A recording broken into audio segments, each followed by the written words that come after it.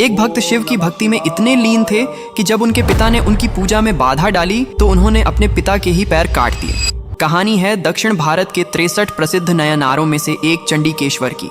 बचपन से ही उसका मन भगवान शिव की भक्ति में डूबा रहता था। वह रोज जंगल में जाकर मिट्टी से शिवलिंग बनाता और गायों का दूध लाकर उस पर चढ़ाता था। उसके लिए पूजा ही सबसे बड़ा धर्म था। धीरे धीरे उसकी भक्ति इतनी गहरी हो गई कि उसे संसार की कोई चिंता नहीं रहती थी। वह घंटों ध्यान में बैठा रहता और शिव का नाम जपता रहता। लेकिन उसके पिता को यह सब पसंद नहीं था। उन्हें लगता था कि बेटा घर का काम छोड़कर शिवलिंग पर दूध चढ़ाना, दूध और समय दोनों बर्बाद कर रहा है। एक दिन उसके पिता क्रोधित होकर उस स्थान पर पहुंचे जहां चंडीकेश्वर पूजा कर रहा था। उन्होंने गुस्से में आकर शिवलिंग को तोड़ दिया और दूध के बर्तन को लात मार दी। यह देखकर चंडीकेश्वर की भक्ति क्रोध में बदल गई। उसे लगा कि उसके आराध्य का अपमान हुआ है। उसी क्षण उसने हाथ में पकड़ी लकड़ी उठाई जो शिव की शक्ति से कुल्हाड़ी बन गई और उसने अपने पिता के पैर पर प्रहार कर दिया। उसी समय आकाश से तेज प्रकाश हुआ और स्वयं भगवान शिव वहां प्रकट हो गए। शिव ने उसकी भक्ति देखकर प्रसन्न होकर कहा, तुमने मेरे सम्मान की रक्षा की है। आज से तुम मेरे गणों में श्रेष्ठ हो। भगवान शिव ने उसके पिता को पुनः स्वस्थ कर दिया और चंडीकेश्वर को आशीर्वाद दिया कि वह सदा उनके मंदिरों की रक्षा करेगा।